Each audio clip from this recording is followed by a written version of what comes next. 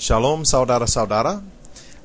Hari ini saya mau mengajarkan firman Tuhan. Saya mau membagikan firman mengenai apakah saudara harus cerai untuk cari kehendaknya Tuhan. Dan itu topik yang mungkin kedengarannya aneh, dan saya mau ceritakan latar belakangnya kenapa saya mau membagi tentang hal ini.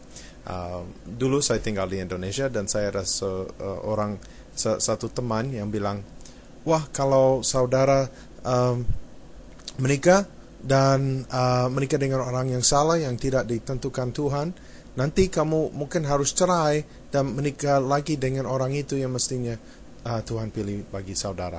Lalu ya, itu doktrin yang benar-benar salah.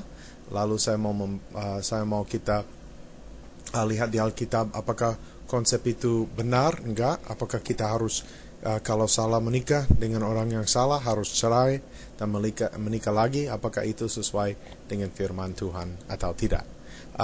Lalu beberapa minggu yang lalu di sini di Amerika, saya dengar ada orang di sini yang mengajar begitu. Mereka mengajar orang untuk cerai dari istrinya kalau Tuhan bilang kepada mereka, oh, ini sebenarnya istrinya, bukan itu. Terus mereka percaya kalau mereka harus dengar suara Tuhan untuk menikah dengan orang yang tertentu ini, atau perkawinan orang itu yang tidak dengar suara Tuhan diragukan. Apakah itu Alkitabiah? Lalu kita harus lihat di firman Tuhan. Matius ini sebenarnya 19, Matius 19. Maka datanglah orang-orang Farisi kepadanya untuk mencobai dia. Mereka bertanya apakah diperbolehkan untuk orang cerai istrinya dengan alasan apa saja. Itu ayat 3.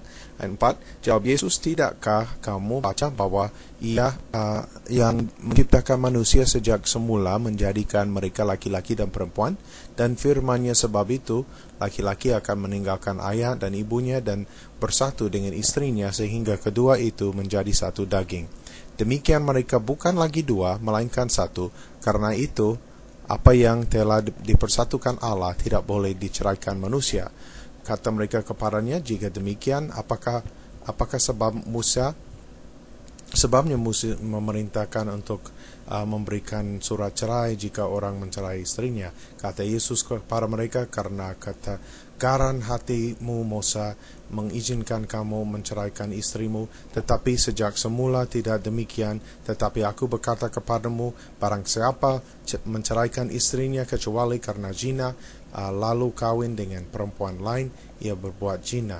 Kalau kita lihat juga di Matius 5 di ayat 32, setiap orang yang menceraikan istrinya kecuali karena zina, ia menjadi istri berzina, dan siapa yang kawin dengan perempuan yang diceraikan, ia berbuat zina. Yang kalau dalam bahasa Inggris kata yang diterjemahkan di sini zina biasanya percabulan, tapi itu cerita yang lain yang untuk membahaskan itu. Tapi kalau kita sadar tentang kalau kita lihat kata Yesus, dia tidak bilang orang boleh menceraikan istrinya karena dia enggak dengar suara Tuhan dulu, bahwa dia harus menikah sama orang itu, atau karena jodohnya orang lain, tetapi karena zina atau karena percabulan saja. Lalu kalau kita bilang, wah, kalau saudara tidak dengar suara Tuhan, nanti Tuhan bisa menunjukkan kamu menikah dengan orang lain, itu tidak sesuai dengan firman Tuhan. Dan masalahnya kita sering dengar pendeta bilang, ada pendeta yang mengajar begini, untuk tiap laki-laki Tuhan sudah menciptakan satu orang perempuan untuk jadi istrinya, karena Tuhan menciptakan Hawa untuk jadi pasangannya Adam. Tapi kalau kita pikir lebih dalam mengenai topik itu, apakah itu masuk akal? Tuhan menciptakan satu orang perempuan untuk setiap laki-laki di dunia ini.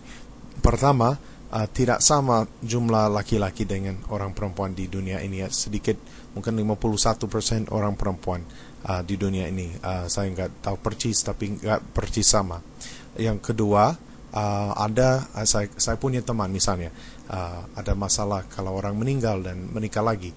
Saya punya teman yang penginjil dia menikah sama orang perempuan dulu-dulu, punya anak sudah besar, dia sudah melayani Tuhan sama istrinya, dan anaknya sudah mengasihi Tuhan, lalu istrinya meninggal, dan dia ditunjukkan, dia rasa Tuhan menjodohkan dia sama orang lain. Ini istri kedua, tapi bukan karena dia cerai atau tinggalkan istrinya pertama. Istri pertamanya meninggal dan dia boleh menikah lagi menurut firman Tuhan. Terus dia menikah lagi, dan yang mana jodoh dia? Ada orang yang mencobai Yesus juga, yang bilang kepada dia, kalau ada orang perempuan menikah dengan satu orang, dia meninggal tanpa anak, dan dia menikah sama saudaranya sampai 7 kali, yang mana jadi istrinya dalam kebangkitannya. Itu kalau kita harus sadar bahwa situasi itu bisa mungkin terjadi, ya. Dan kalau Tuhan kirim satu orang, menciptakan satu orang perempuan untuk satu laki-laki, itu tidak bisa terjadi. Lalu ada masalah dengan kepercayaan demikian, bahwa Tuhan selalu menciptakan satu orang laki-laki untuk satu orang perempuan. Dan ada juga di pengajaran Paulus bahwa ada orang yang dikurniakan untuk tidak menikah juga. Itu jadi masalah untuk doktrin begitu, bahwa tiap laki-laki ada satu orang perempuan di dunia ini. Lalu kita harus tolak doktrin jodoh itu. Nah, walaupun mungkin kita pakai kata jodoh lebih romantis atau gimana, menurut firman Tuhan kita harus taatan firman Tuhan dan jangan berzina, bukan mengutamakan jodoh daripada firman Tuhan. Firman Tuhan lebih penting daripada konsep jodoh yang sering orang punya. Lalu kita lihat juga, saya mau kita membahas juga mengenai topik apakah